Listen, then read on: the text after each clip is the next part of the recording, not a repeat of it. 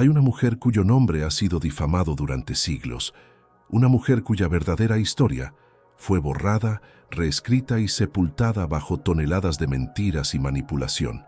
Su nombre es María Magdalena, y lo que te han contado sobre ella probablemente sea falso. Durante más de 1000 años la Iglesia la pintó como prostituta, como pecadora arrepentida, como una figura menor en la historia de Jesús. Pero los antiguos textos que la propia Iglesia intentó destruir cuentan una historia completamente diferente. Los evangelios apócrifos, esos manuscritos prohibidos encontrados en el desierto de Egipto, revelan que María Magdalena no era una seguidora más, sino la discípula más amada de Jesús, aquella a quien él reveló sus enseñanzas más profundas, la líder que los otros apóstoles envidiaban y temían. Y si esto es verdad, si María Magdalena fue realmente tan importante como estos textos sugieren, entonces todo lo que creemos saber sobre los orígenes del cristianismo podría estar equivocado. Quédate hasta el final de este video, porque vamos a adentrarnos en las arenas del desierto egipcio. Vamos a examinar fragmentos de papiro de 1600 años de antigüedad. Vamos a recorrer las ruinas de ciudades donde estas verdades fueron escondidas. Y vamos a descubrir qué fue lo que hizo que hombres poderosos decidieran que la verdad sobre María Magdalena debía desaparecer para siempre. Imagina por un momento el año 367 después de Cristo. Estamos en el desierto egipcio, cerca de la antigua ciudad de Nag Hammadi, a orillas del río Nilo. Un monje cristiano llamado Pacomio está enterrando algo precioso en una jarra de cerámica sellada.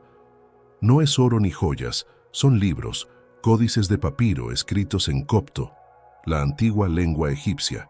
Estos libros contienen evangelios, textos sagrados que cuentan historias sobre Jesús que no aparecen en la Biblia que conocemos hoy.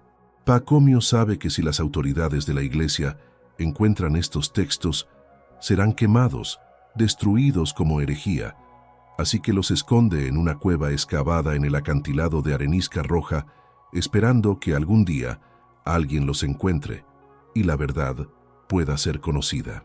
Ese día llegó en diciembre de 1945, cuando un campesino egipcio llamado Muhammad Ali al-Samán estaba cavando cerca de esos mismos acantilados buscando fertilizante natural y encontró la jarra sellada. Dentro había 13 códices de cuero que contenían 52 textos diferentes, incluyendo el Evangelio de Tomás, el Evangelio de Felipe y el más revolucionario de todos, el Evangelio de María Magdalena. Pero antes de adentrarnos en lo que dicen estos textos prohibidos, tenemos que entender quién era realmente María Magdalena según los evangelios canónicos, esos que sí están en la Biblia. Y aquí es donde comienza la manipulación. En los 4 evangelios del Nuevo Testamento, María Magdalena aparece como una figura central. Es mencionada por nombre más veces que la mayoría de los apóstoles. Está presente en los momentos más cruciales de la historia de Jesús. Según el Evangelio de Lucas, María Magdalena era una de las mujeres que seguían a Jesús y lo apoyaban con sus propios recursos económicos, lo que indica que era una mujer de cierta posición social y riqueza.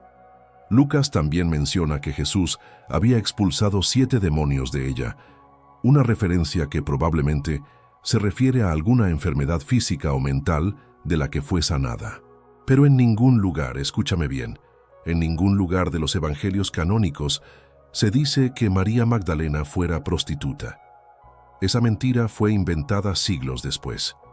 María Magdalena estuvo al pie de la cruz cuando Jesús fue crucificado, en un momento en que los discípulos varones habían huido aterrorizados. Ella fue la primera en llegar a la tumba vacía el domingo de resurrección. Y según los 4 evangelios, Jesús resucitado se le apareció primero a ella, no a Pedro, no a Juan, sino a María Magdalena. Jesús le dio a ella el encargo de ir a anunciar a los discípulos que había resucitado, convirtiéndola literalmente en la apóstol de los apóstoles, la primera predicadora del mensaje cristiano más importante. Ahora pregúntate esto: si María Magdalena era tan importante, si fue ella quien recibió la primera visión del Cristo resucitado, si fue ella a quien Jesús encargó llevar el mensaje más crucial de toda la fe cristiana, ¿Por qué durante siglos fue reducida a una prostituta arrepentida? ¿Por qué su papel fue minimizado, distorsionado, casi borrado de la historia? La respuesta está en la psicología del poder, del control, del miedo masculino a la autoridad femenina. Y para entender esto, tenemos que viajar en el tiempo hasta el año 591 después de Cristo, a Roma, donde el Papa Gregorio Magno pronunció un sermón que cambiaría para siempre la imagen de María Magdalena. En ese sermón, Gregorio Magno hizo algo extraordinario y profundamente deshonesto. Combinó a María Magdalena con otras dos mujeres mencionadas en los Evangelios, María de Betania y una mujer pecadora anónima que ungió los pies de Jesús con perfume.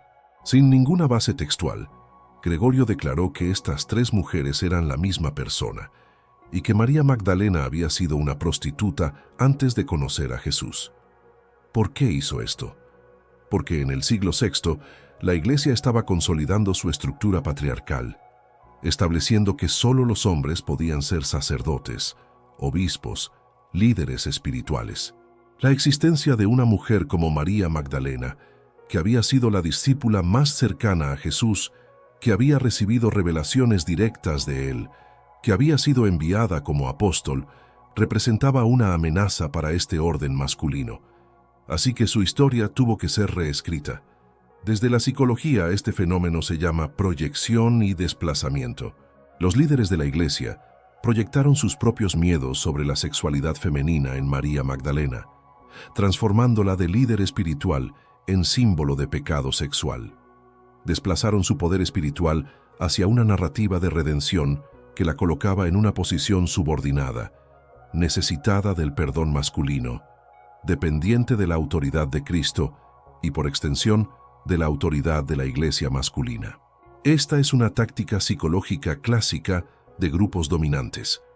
Cuando no pueden negar completamente la existencia de una figura poderosa que amenaza su narrativa, la redefinen, la reinterpretan de una manera que refuerza su poder en lugar de cuestionarlo.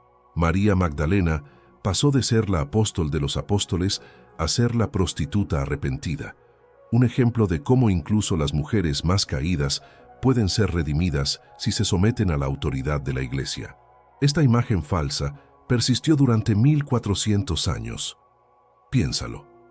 Durante 1400 años, generaciones de cristianos creyeron una mentira sobre María Magdalena. Fue solo en 1969 cuando el Vaticano finalmente, silenciosamente, sin mucha publicidad, admitió su error y separó oficialmente a María Magdalena de la figura de la prostituta. Pero el daño ya estaba hecho.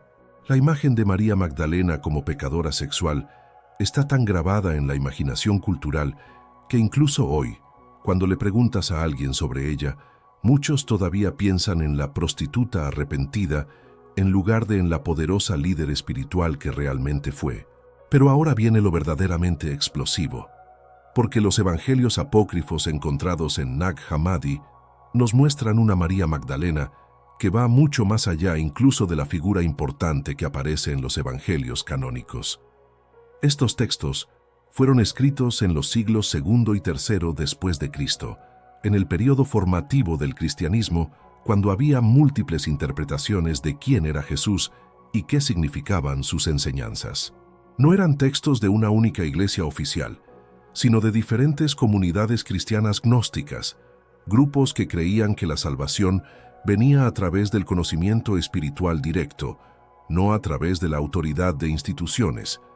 Y en estos textos, María Magdalena emerge como la discípula que mejor comprendió las enseñanzas de Jesús, aquella que recibió conocimientos secretos que él no compartió con los demás. El Evangelio de María Magdalena, del que tristemente solo se conservan fragmentos porque gran parte del texto se perdió, comienza después de la resurrección. Los discípulos están desanimados y temerosos. Pedro le pide a María que comparta con ellos las palabras que Jesús le había dicho en privado, palabras que los otros no habían escuchado. María accede y comienza a revelar una visión que Jesús le había mostrado, una enseñanza sobre la naturaleza del alma, sobre cómo el alma asciende a través de diferentes esferas de existencia, superando el poder de las fuerzas negativas.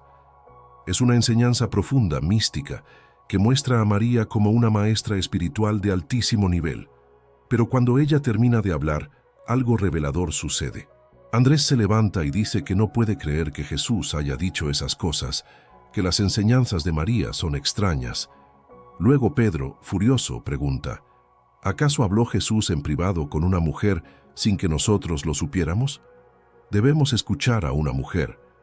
¿Acaso él la prefirió a nosotros? Pedro está celoso, está indignado. No puede aceptar que Jesús haya compartido conocimientos especiales con María y no con él.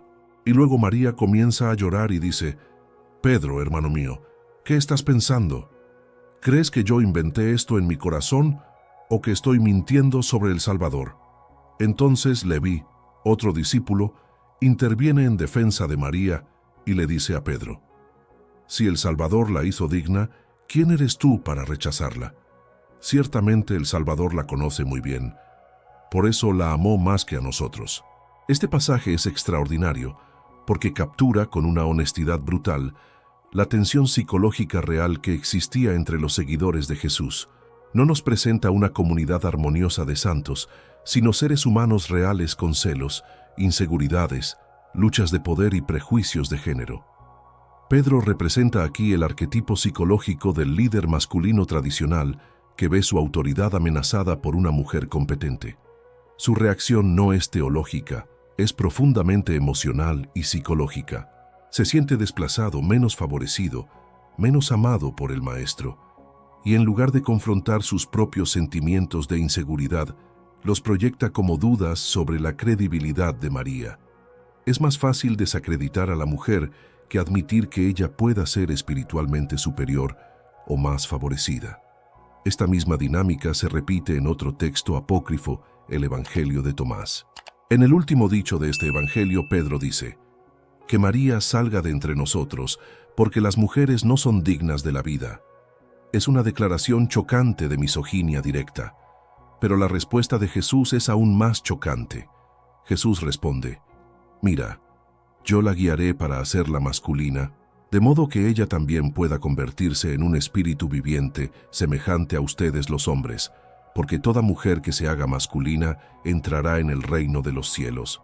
Ahora, este pasaje puede parecer ofensivo para los oídos modernos, y hay debate entre los académicos sobre su significado exacto.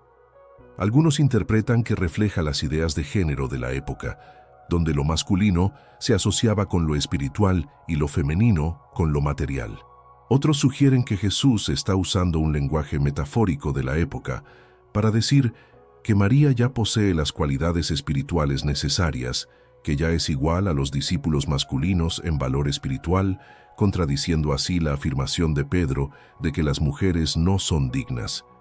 Pero lo que es innegable es que este pasaje revela que había una lucha real, un conflicto dentro de las primeras comunidades cristianas sobre el papel de las mujeres, especialmente de María Magdalena. Y Jesús, en estos textos apócrifos, consistentemente la defiende, la eleva, la valida como discípula y maestra. El Evangelio de Felipe va aún más lejos. Este texto, también encontrado en Nag Hammadi, contiene uno de los pasajes más controvertidos sobre María Magdalena. Dice: la compañera del Salvador es María Magdalena. El Salvador la amaba más que a todos los discípulos y solía besarla frecuentemente en la boca. Los demás discípulos se ofendían por ello y expresaban su desaprobación. Le decían: ¿por qué la amas más que a todos nosotros? Ahora hay que tener cuidado con este pasaje. La palabra copta, que se traduce como compañera, koinonos, puede significar compañera, pareja o simplemente compañera espiritual.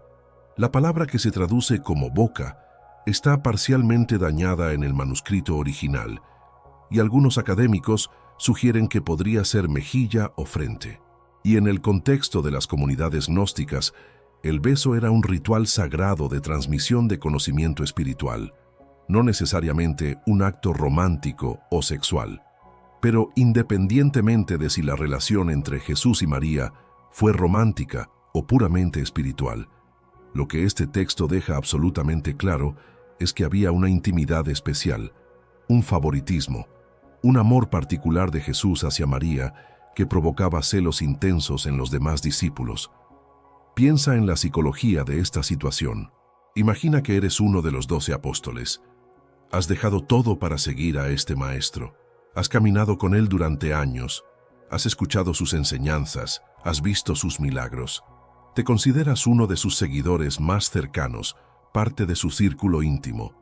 Y luego te das cuenta de que hay alguien más, una mujer, a quien el maestro claramente prefiere, con quien habla en privado, a quien revela conocimientos que no comparte contigo, a quien muestra un afecto especial que no te muestra a ti. ¿Cómo te sentirías? Celoso, inseguro, resentido, amenazado. Estos son los sentimientos humanos universales que surgen en cualquier grupo cuando hay un favorito percibido, cuando hay una jerarquía de cercanía y afecto. Y estos textos nos muestran que los primeros cristianos no eran santos flotando en nubes de perfección espiritual. Eran seres humanos con todas las complicaciones emocionales que eso implica.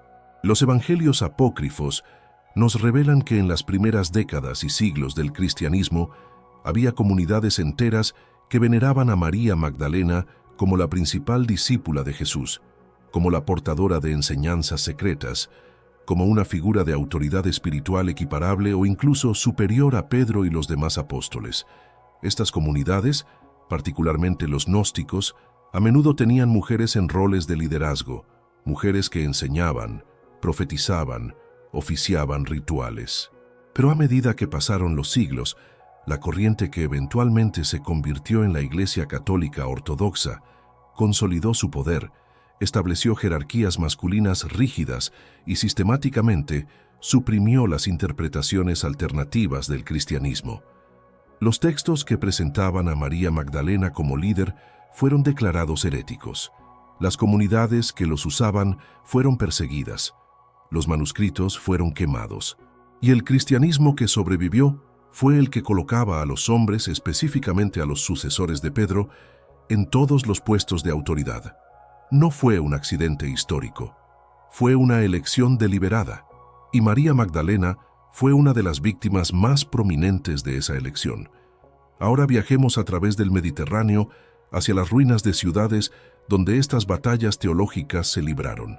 En el sur de Francia, en una región llamada Provenza, hay una tradición antigua que dice que María Magdalena llegó allí después de la crucifixión de Jesús, que vivió como ermitaña en una cueva en las montañas de Sainte-Baume, que predicó el Evangelio y que finalmente murió allí.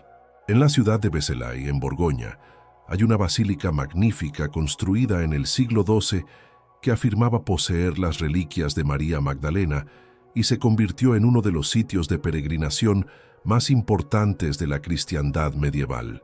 Miles de peregrinos caminaban cientos de kilómetros para venerar los huesos de la mujer que habían transformado en prostituta arrepentida. ¿Ves la ironía psicológica? La misma institución que había destruido su reputación ahora se beneficiaba económicamente y políticamente de su culto. En Éfeso, en la actual Turquía, hay tradiciones de que María Magdalena vivió allí con la Virgen María y el apóstol Juan después de la crucifixión. Las ruinas de Éfeso, con sus calles de mármol, su biblioteca monumental, su teatro masivo, nos muestran el tipo de ciudad cosmopolita grecorromana, donde las primeras comunidades cristianas se establecieron y lucharon por definir su identidad. En estas ciudades, en sinagogas, en casas privadas, en catacumbas, los primeros cristianos debatían apasionadamente sobre la naturaleza de Jesús, sobre qué textos eran sagrados, sobre quiénes podían liderar. Y en esos debates, la figura de María Magdalena era constantemente un punto de conflicto. Algunos la veían como apóstol, otros como seguidora menor. Algunos preservaban sus enseñanzas, otros intentaban borrarlas. El cristianismo que conocemos hoy es el resultado de esas batallas, y los perdedores de esas batallas fueron silenciados tan efectivamente que solo ahora, con los descubrimientos arqueológicos de textos como los de Nag Hammadi, estamos comenzando a escuchar sus voces nuevamente. Pero hay más evidencia arqueológica que nos habla de María Magdalena. En las catacumbas de Roma esas redes subterráneas de túneles donde los primeros cristianos enterraban a sus muertos y se reunían en secreto durante las persecuciones, hay pinturas que datan del siglo III y IV que muestran a María Magdalena. En una de las más famosas, aparece con los brazos levantados en postura de oración, la postura orante, una posición que en el arte cristiano primitivo se reservaba para figuras de autoridad espiritual, para santos, para líderes de la comunidad. No es la imagen de una pecadora arrepentida, sino de una figura venerada, poderosa, digna de imitación. También hay sarcófagos del siglo IV que muestran escenas de María Magdalena en la tumba de Jesús, pero con un detalle fascinante. En muchas de estas representaciones, María no está simplemente presente, está en el centro de la composición, está liderando, está en el rol principal. Los artistas cristianos primitivos la representaban como la figura central de la resurrección, no como una extra en el drama. Esto nos dice que al menos algunos cristianos primitivos la veían como absolutamente fundamental para la fe, no como una figura marginal. Entonces, ¿qué pasó? ¿Cómo pasamos de una María Magdalena venerada como apóstol en el siglo IV a una María Magdalena difamada como prostituta en el siglo VI y posteriores? La respuesta está en la consolidación del poder eclesiástico y en la psicología de la formación de identidad grupal. Cuando un grupo busca consolidar su identidad y su poder, necesita establecer fronteras claras sobre quién está dentro y quién está fuera, qué creencias son correctas y cuáles son heréticas, quién tiene autoridad y quién no. Los primeros siglos del cristianismo fueron un período de tremenda diversidad teológica. Había cristianos que creían que Jesús era completamente divino y solo parecía humano. Había cristianos que creían que Jesús era completamente humano y fue adoptado por Dios. Había cristianos que creían en la reencarnación. Había cristianos que creían que el Dios del Antiguo Testamento era un Dios diferente e inferior al Dios que Jesús reveló. Había cristianos que creían que las mujeres podían ser sacerdotes y profetas. Había textos en arameo, en griego, en copto, en latín, en siríaco, cada uno con variaciones en las historias sobre Jesús. Pero en el año 325, el emperador romano Constantino convocó el Concilio de Nicea, el primer intento de crear un cristianismo unificado y ortodoxo. A partir de ese momento, la Iglesia, que tenía el respaldo del poder imperial, comenzó a definir qué era herejía y qué era ortodoxia. Los textos que no se ajustaban a la versión oficial comenzaron a ser suprimidos. Las comunidades que los usaban fueron marginadas, perseguidas, eventualmente eliminadas.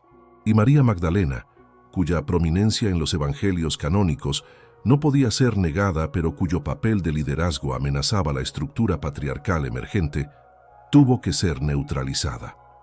La forma de neutralizarla fue reinterpretarla, convertirla de líder en seguidora, de maestra en alumna, de apóstol en pecadora redimida. Esta reinterpretación fue tan exitosa que se convirtió en la narrativa dominante durante más de 1000 años, pero los textos enterrados en el desierto esperaban. Los manuscritos escondidos en jarras de cerámica preservaban una versión diferente de la historia. Y cuando finalmente fueron encontrados en 1945, abrieron una ventana hacia un cristianismo que había sido olvidado, hacia una María Magdalena que había sido borrada. Los evangelios de Nag Hammadi no son documentos cristianos canónicos, no tienen la misma autoridad para la Iglesia que los evangelios de Mateo, Marcos, Lucas y Juan. Pero eso no significa que no sean históricamente valiosos o espiritualmente significativos. Nos muestran lo que algunos cristianos primitivos creían, cómo interpretaban las enseñanzas de Jesús, qué tipo de comunidades formaban. Y nos revelan que hubo cristianos para quienes María Magdalena no era una figura marginal o problemática, sino la discípula modelo, la maestra iluminada, la portadora de verdades profundas. Desde una perspectiva psicológica, lo que estos textos nos muestran es algo fundamental sobre la naturaleza humana y el poder. Los grupos dominantes escriben la historia, definen qué es verdadero y qué es falso. deciden qué voces se escuchan y cuáles se silencian. Y a menudo las voces que se silencian son las de aquellos que amenazan el orden de poder existente. Las mujeres han sido silenciadas a lo largo de la historia en casi todas las culturas y religiones. Sus contribuciones han sido minimizadas, sus logros atribuidos a hombres, sus historias reescritas o borradas. María Magdalena es un ejemplo perfecto de este patrón. Fue una de las fundadoras del cristianismo, una de las primeras predicadoras del Evangelio, la primera testigo de la resurrección. Pero porque permitir que esa verdad fuera conocida habría otorgado legitimidad a las mujeres que buscaban roles de liderazgo en la Iglesia, su historia fue deliberadamente distorsionada. Y esa distorsión tuvo consecuencias psicológicas reales para millones de mujeres a lo largo de los siglos. Les enseñó que su lugar no era el liderazgo, sino la sumisión, no la enseñanza, sino el silencio, no la autoridad espiritual, sino la obediencia. Ahora alguien podría preguntar, ¿por qué importa esto hoy? María Magdalena vivió hace 2000 años.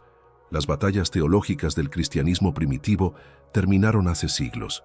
¿Por qué deberíamos preocuparnos por estos textos antiguos y estas disputas históricas? Importa porque las historias que contamos sobre el pasado moldean la forma en que entendemos el presente.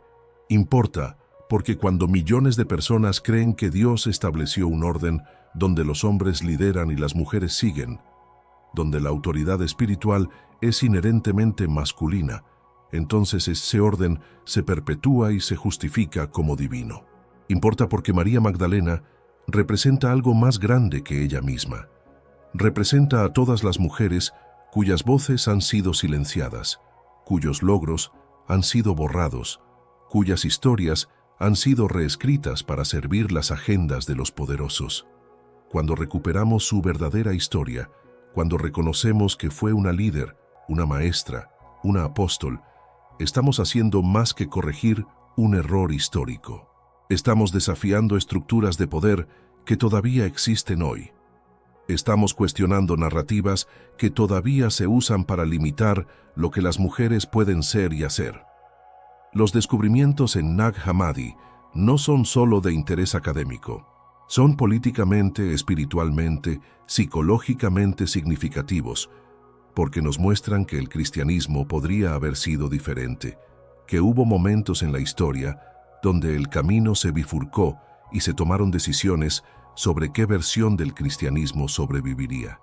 Y esas decisiones no fueron hechas por Dios, fueron hechas por hombres con agendas humanas, prejuicios humanos, ambiciones humanas. Esto no significa que el cristianismo sea falso o que los creyentes deban abandonar su fe. Significa que todas las tradiciones religiosas son interpretadas, traducidas y transmitidas por seres humanos imperfectos. Significa que necesitamos mirar críticamente las narrativas que hemos heredado y preguntarnos, ¿a quién sirven estas historias? ¿Qué voces están ausentes? ¿Qué perspectivas han sido marginadas o suprimidas? En el caso de María Magdalena, la respuesta es clara. Su historia sirve para recordarnos que las mujeres siempre han estado en el centro de los movimientos espirituales, que siempre han sido líderes, maestras, visionarias, que su exclusión de roles de liderazgo religioso no es el orden natural de las cosas o el plan de Dios, sino el resultado de decisiones humanas que pueden y deben ser cuestionadas. Ahora imagina caminar por las ruinas de Nag Hammadi hoy.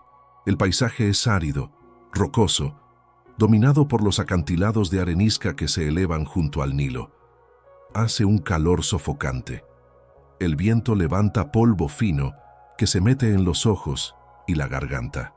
Es difícil imaginar que en este lugar desolado se escondió uno de los tesoros literarios más importantes de la humanidad durante más de 1500 años. Pero ahí es precisamente donde estaban, los códices de Nag Hammadi, envueltos en cuero, sellados en una jarra, enterrados en una cueva, esperando el momento en que el mundo estuviera listo para escuchar las voces que habían sido silenciadas, para conocer las historias que habían sido prohibidas, para ver a María Magdalena como realmente fue. Cuando los manuscritos fueron descubiertos, Al principio nadie entendió su importancia. La madre de Muhammad Ali, el campesino que los encontró, usó algunas de las páginas para encender el fuego de su cocina. Otras páginas fueron vendidas en el mercado negro. Tomó años para que los académicos rastrearan y reunieran los textos dispersos, los tradujeran, los estudiaran. Y cuando finalmente lo hicieron, la imagen que emergió del cristianismo primitivo era mucho más compleja, mucho más diversa, mucho más fascinante de lo que nadie había imaginado. Estos textos nos muestran comunidades cristianas donde el debate y el disenso eran la norma, no la excepción, donde las interpretaciones de las enseñanzas de Jesús variaban ampliamente, donde las mujeres desempeñaban roles prominentes, donde la autoridad espiritual no se basaba en la ordenación institucional, sino en la experiencia mística directa. En muchos sentidos, estos cristianismos alternativos eran más igualitarios, más místicos, más abiertos a la diversidad que el cristianismo ortodoxo que eventualmente dominó. Pero también eran más fragmentados, más difíciles de organizar, más vulnerables a la supresión por parte de estructuras de poder centralizadas. La historia es escrita por los vencedores, y los gnósticos, con sus evangelios de María y Tomás y Felipe, fueron los perdedores en las batallas teológicas de los siglos III y IV. Sus textos fueron prohibidos, sus comunidades dispersadas, sus ideas etiquetadas como herejía. Pero las ideas no mueren tan fácilmente. A lo largo de la historia medieval, hubo grupos que preservaron elementos del pensamiento gnóstico, que veneraban a María Magdalena, que cuestionaban las jerarquías de la Iglesia. Los cátaros del sur de Francia, por ejemplo, una secta cristiana de los siglos XII y XIII, creían en la igualdad espiritual de hombres y mujeres y tenían mujeres predicadoras. También veneraban especialmente a María Magdalena. La Iglesia Católica los aniquiló en una brutal cruzada, matando a decenas de miles de personas. En Béziers, en 1209, cuando los cruzados preguntaron cómo distinguir a los herejes de los católicos, el legado papal supuestamente respondió: «Mátenlos a todos. Dios reconocerá a los suyos». Toda la ciudad fue masacrada, unas 20.000 personas. Este es el nivel de violencia al que la Iglesia estaba dispuesta a llegar para suprimir interpretaciones alternativas del cristianismo. Y una de las cosas que hacía heréticos a los cátaros, desde la perspectiva de Roma, era su elevación de las mujeres y su veneración de María Magdalena como figura espiritual de primer nivel. Desde una perspectiva psicológica, este patrón de supresión violenta de la disidencia nos dice algo importante sobre la naturaleza del poder religioso. Cuando una institución reclama el monopolio de la verdad, cuando insiste en que hay una sola interpretación correcta de las enseñanzas sagradas y todas las demás son falsas y peligrosas, inevitablemente recurrirá a la violencia para mantener ese monopolio. Porque las ideas alternativas no son solo desafíos intelectuales, son amenazas existenciales a la autoridad de la institución. Si las personas pueden llegar a Dios directamente, sin necesidad de sacerdotes o sacramentos, entonces, ¿para qué necesitan la Iglesia? Si las mujeres pueden ser líderes espirituales tan legítimas como los hombres, entonces, ¿cómo justifica la Iglesia su jerarquía exclusivamente masculina? Si hay múltiples evangelios válidos, múltiples formas de entender a Jesús, entonces, ¿quién decide cuál es la correcta? Estas preguntas son profundamente amenazadoras para cualquier institución que base su poder en afirmaciones de autoridad exclusiva. Y María Magdalena, con su historia de liderazgo y revelación directa, encarna todas estas amenazas. Por eso tuvo que ser neutralizada, reinterpretada, transformada de amenaza en ejemplo de sumisión. Pero volvamos a los textos mismos y exploremos qué más nos revelan sobre María Magdalena y sobre la psicología de las primeras comunidades cristianas.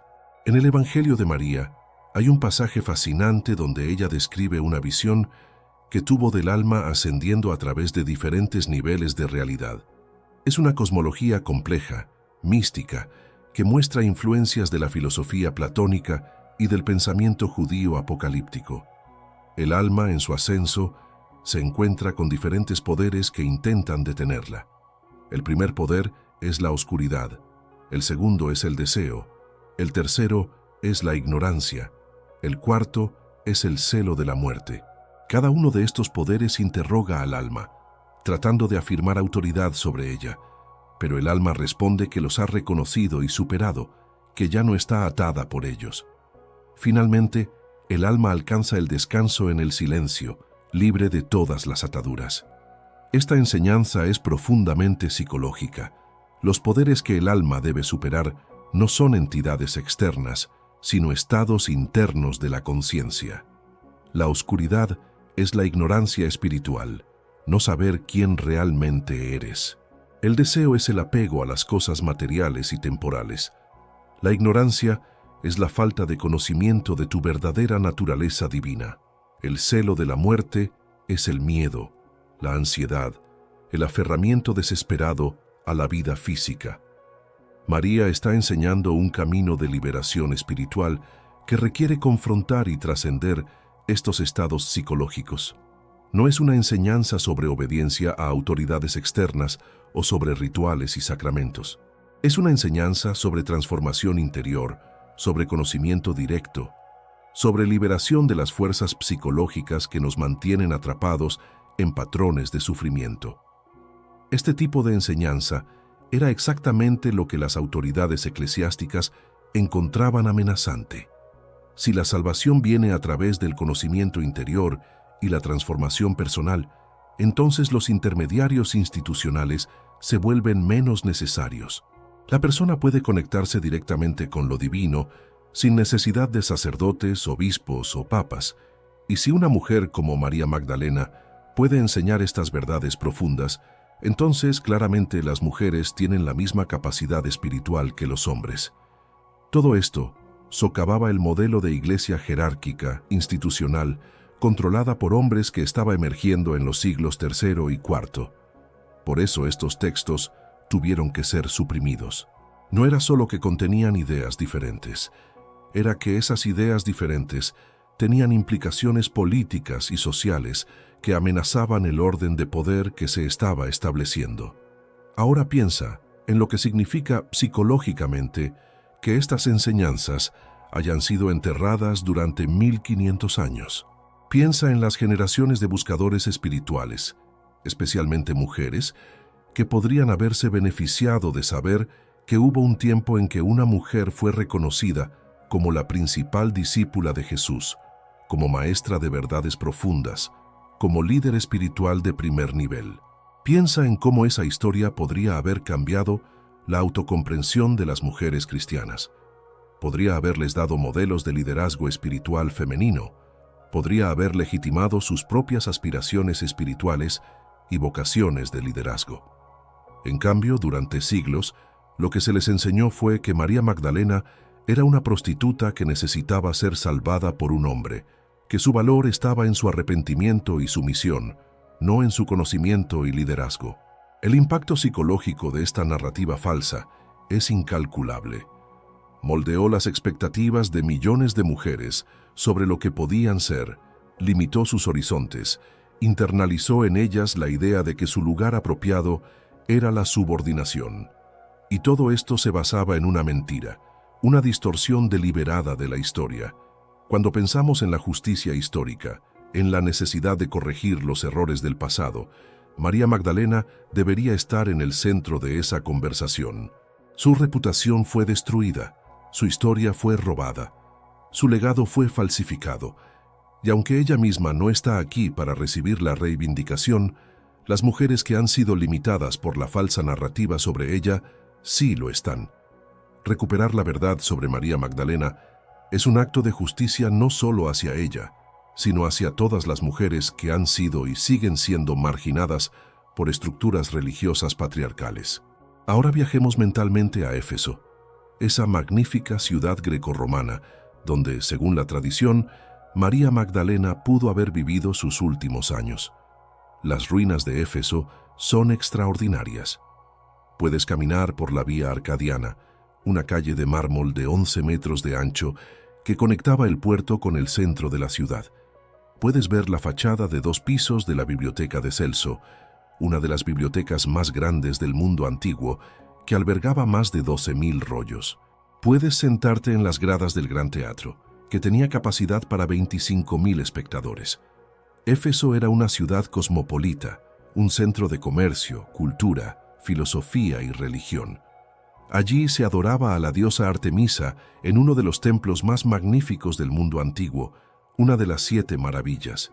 Allí vivían judíos, griegos, romanos, egipcios, sirios, todos mezclándose en las calles, intercambiando ideas, debatiendo en las plazas públicas.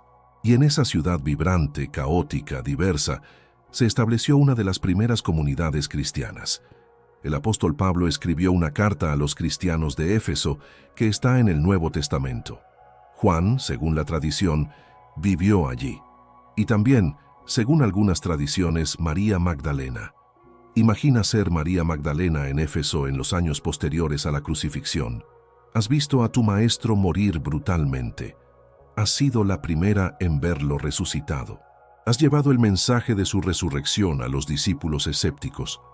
Has predicado su evangelio en Jerusalén, enfrentando la hostilidad de las autoridades judías y romanas, y ahora estás en esta ciudad extranjera, lejos de tu tierra natal, intentando mantener viva la comunidad de creyentes, intentando preservar las enseñanzas que Jesús te confió, intentando navegar las tensiones con otros líderes que cuestionan tu autoridad simplemente porque eres mujer. ¿Qué habrías sentido? ¿Frustración?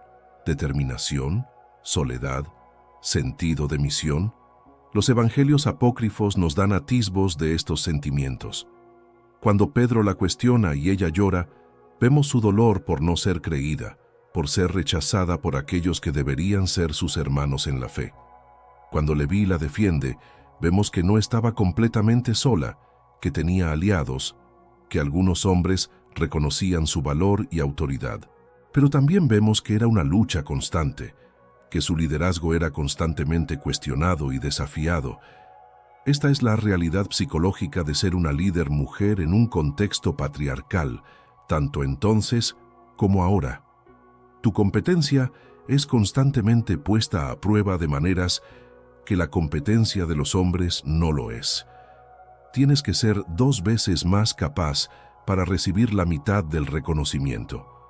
Tus emociones son usadas en tu contra, interpretadas como signos de debilidad o inadecuación. Y cuando hablas con autoridad, eres acusada de ser agresiva, dominante, inapropiada. María Magdalena enfrentó todo esto hace 2000 años, y las mujeres siguen enfrentándolo hoy. El hecho de que su historia haya sido suprimida durante tanto tiempo es parte del mismo patrón, porque reconocer su liderazgo habría proporcionado un precedente, un modelo, una legitimación para el liderazgo femenino en la Iglesia. Y eso era inaceptable para los hombres que controlaban la institución. En Éfeso también estaba el templo de Artemisa, una de las estructuras más impresionantes del mundo antiguo. Artemisa era la diosa virgen de la casa, protectora de las mujeres, especialmente en el parto. Su culto era enormemente popular, con sacerdotisas que ejercían considerable poder e influencia. Los primeros cristianos en Éfeso estaban rodeados por este culto de una diosa femenina poderosa, servida por mujeres poderosas. No es sorprendente que en ese contexto algunas comunidades cristianas tuvieran una apertura mayor hacia el liderazgo femenino. Pero a medida que el cristianismo se expandió y se institucionalizó, adoptó cada vez más las estructuras patriarcales del Imperio Romano. El modelo de autoridad se volvió jerárquico, masculino, centralizado. Las mujeres fueron sistemáticamente excluidas de roles de liderazgo formal. Y las tradiciones que preservaban el recuerdo de mujeres líderes como María Magdalena fueron marginadas o suprimidas. Hay otro aspecto fascinante de la historia de María Magdalena que revela mucho sobre la psicología del poder y la memoria.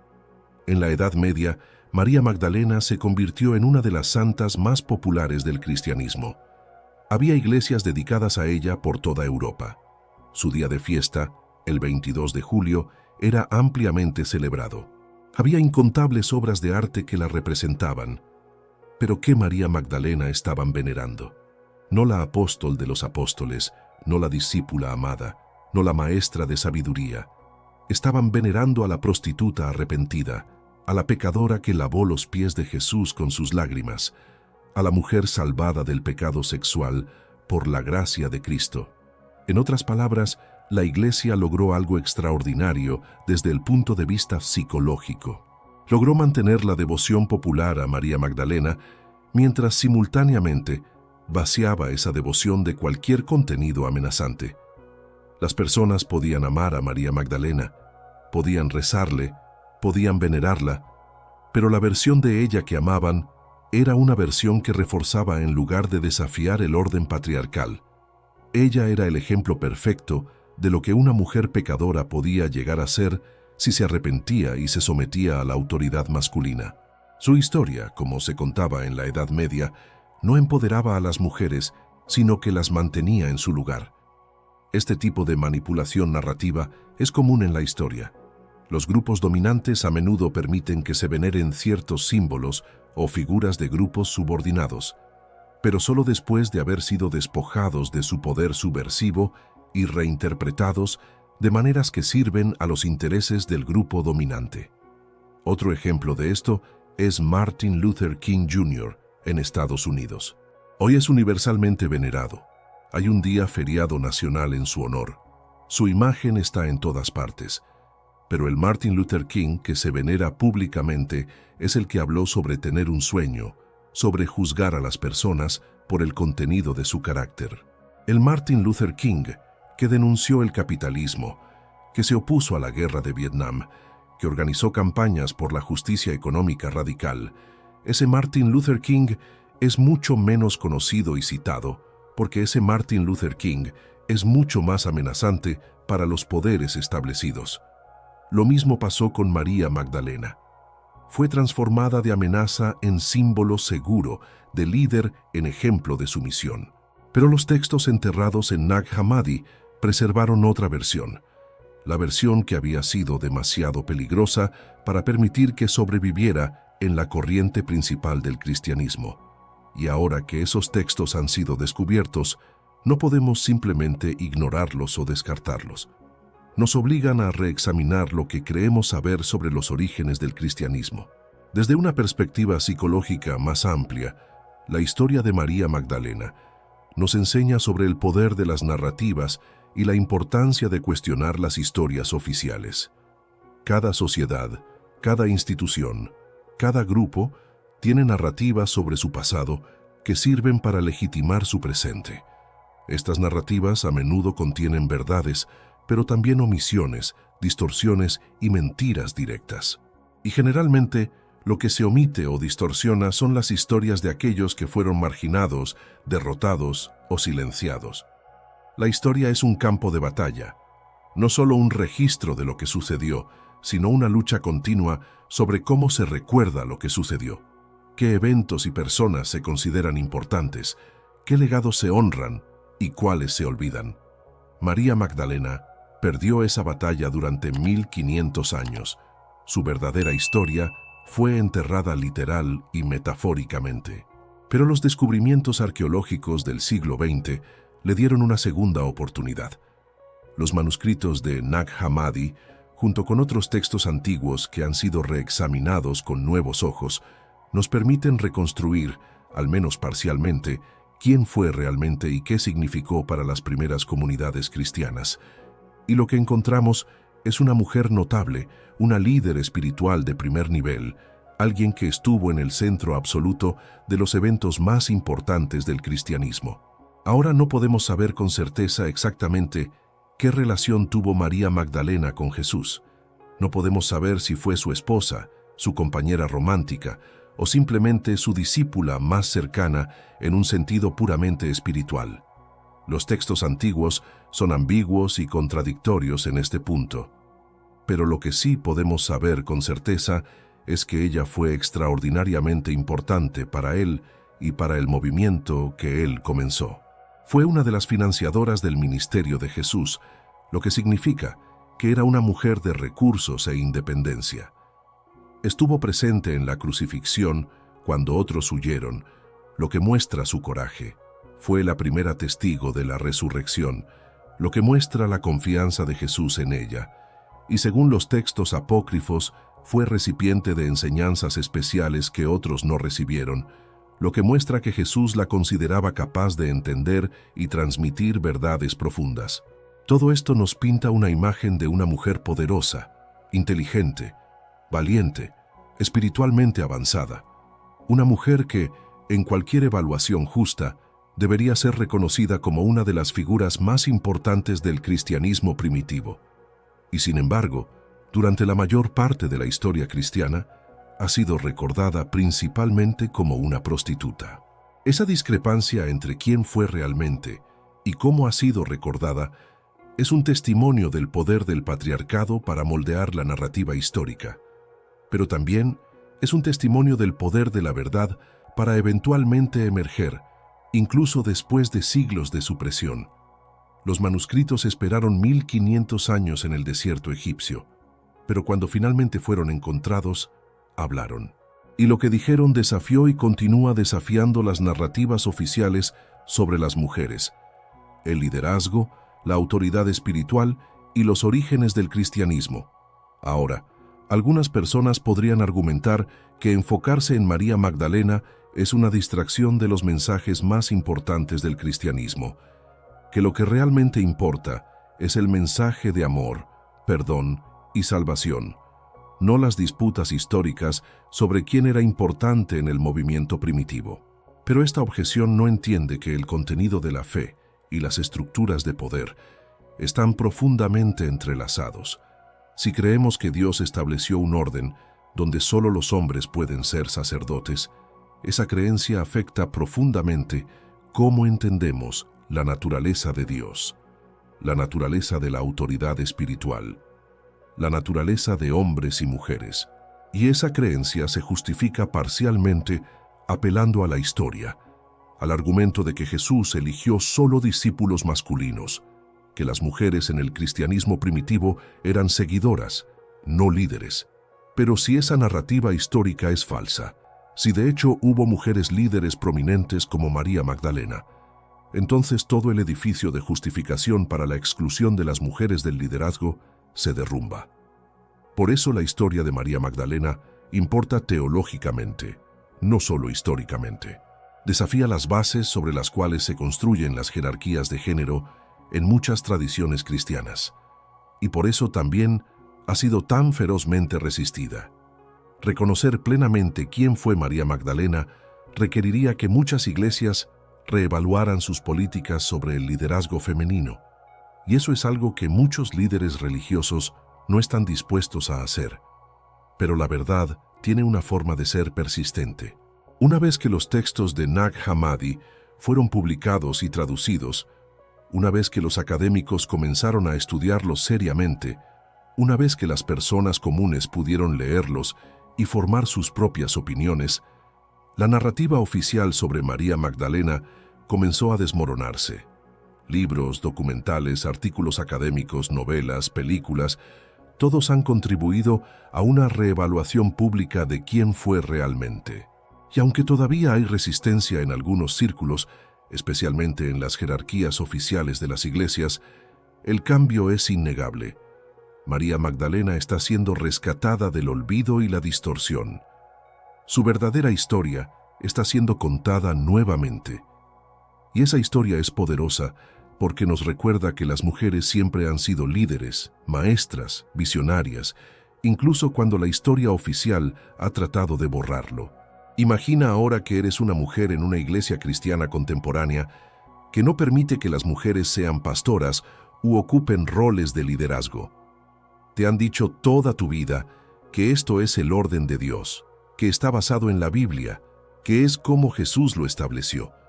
Pero luego descubres la historia de María Magdalena, la verdadera historia. Descubres que hubo una mujer que fue la discípula más cercana de Jesús, que fue la primera predicadora de la resurrección, que fue reconocida como apóstol por algunas de las primeras comunidades cristianas. Descubres que su historia fue suprimida deliberadamente, que fue falsamente difamada como prostituta para deslegitimar su liderazgo. ¿Cómo cambiaría eso tu comprensión de tu propia vocación? ¿Cómo afectaría tu relación con tu iglesia, que te ha estado diciendo que las mujeres no pueden liderar cuando de hecho había mujeres líderes desde el principio mismo? Esta es la razón por la cual la recuperación de la historia de María Magdalena es tan importante psicológica y espiritualmente para muchas mujeres.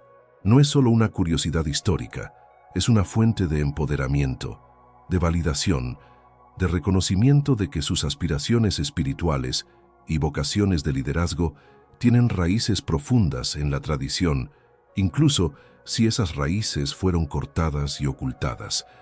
Y para los hombres que se preocupan por la justicia, la historia de María Magdalena debería ser igualmente importante. Debería provocar una reflexión sobre cómo las estructuras de poder masculino han distorsionado la historia, sobre cómo el privilegio de género ha permitido que se perpetúen narrativas falsas, sobre cuál es su responsabilidad en desafiar esas estructuras y narrativas. Volvamos una vez más al desierto, a Nag Hammadi, a esos acantilados rojos donde los manuscritos esperaron durante siglos.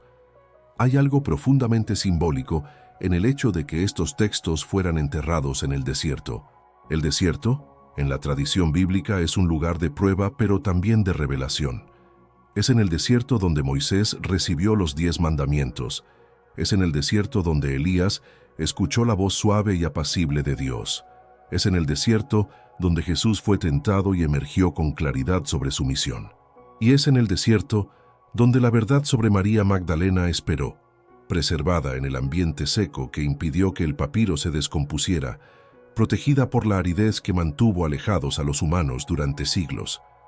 Cuando finalmente fue descubierta, fue como una resurrección, un regreso a la vida de algo que había sido dado por muerto.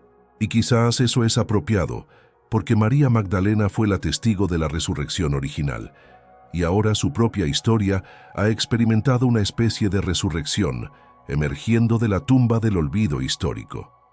Los evangelios apócrifos no son perfectos, son productos de su tiempo, reflejan los debates teológicos y las preocupaciones de las comunidades que los produjeron.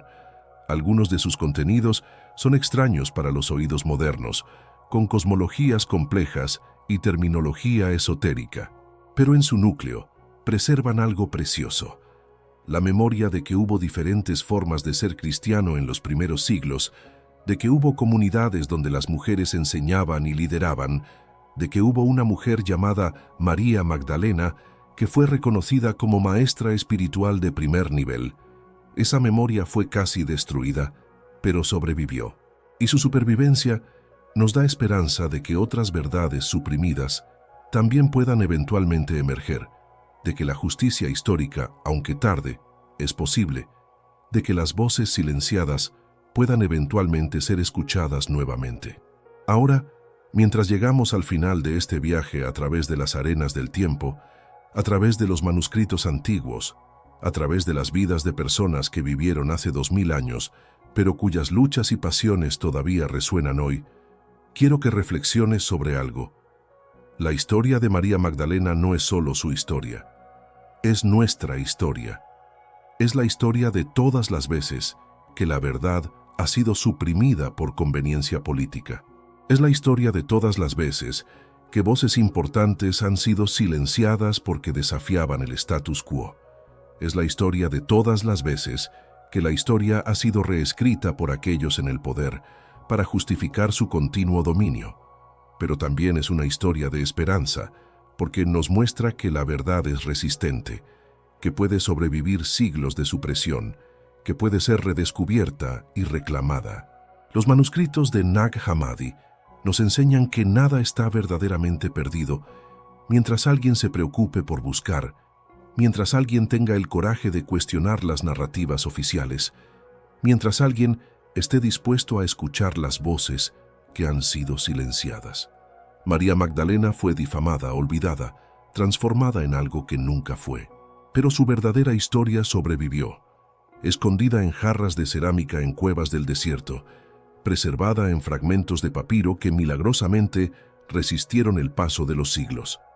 Y ahora esa historia está siendo contada nuevamente, está llegando a personas en todo el mundo. Está cambiando la forma en que entendemos los orígenes del cristianismo. Está desafiando las estructuras de poder que se construyeron sobre su difamación. Esta es la prueba de que la verdad importa, de que la historia importa, de que recuperar las historias de aquellos que fueron marginados y olvidados no es solo un ejercicio académico, sino un acto de justicia y reparación. María Magdalena merece ser conocida como realmente fue. Una mujer de coraje, inteligencia y profunda espiritualidad que estuvo en el centro mismo del movimiento cristiano primitivo, que fue amada y respetada por Jesús, que enseñó verdades profundas, que lideró cuando otros dudaban. Esa es su verdadera historia. Esa es la historia que casi fue destruida, pero que, contra todo pronóstico, sobrevivió. Y esa es la historia que ahora, finalmente, está siendo escuchada. En los acantilados de Nag Hammadi, el viento todavía sopla como lo hacía hace 1500 años, cuando un monje enterró sus tesoros literarios. El Nilo todavía fluye, llevando vida a través del desierto. Y en algún lugar en esas arenas, tal vez todavía haya otros secretos esperando ser descubiertos, otras verdades esperando emerger, otras voces esperando ser escuchadas. La historia de María Magdalena nos recuerda que debemos permanecer abiertos, cuestionar, buscar, porque lo que creemos saber sobre el pasado siempre puede ser incompleto, siempre puede ser desafiado por nuevos descubrimientos, nuevas perspectivas, nuevas voces emergiendo del silencio.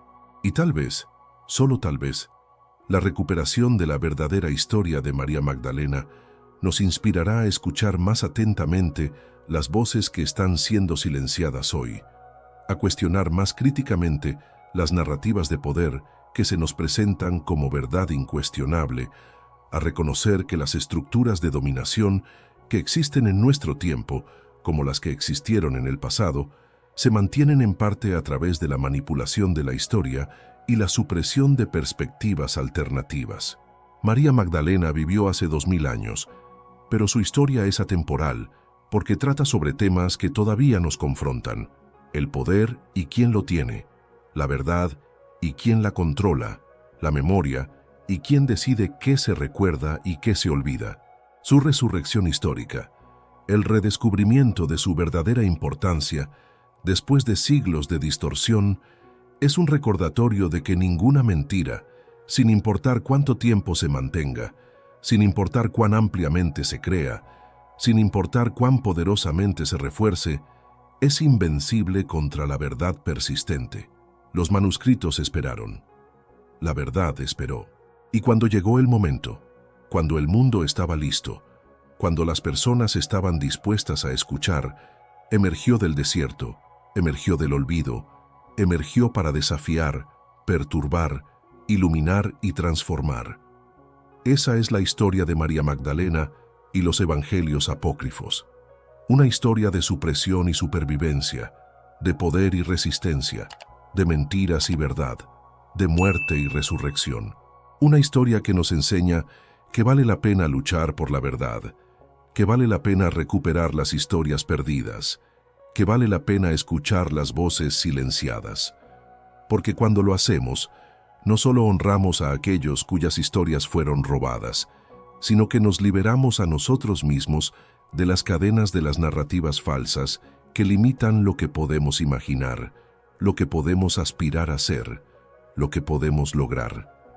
María Magdalena fue una líder, una maestra, una visionaria, y su historia, finalmente rescatada del olvido, nos recuerda que las mujeres siempre lo han sido y siempre lo serán, sin importar cuánto intenten los poderes patriarcales borrar, distorsionar o negar esa verdad fundamental.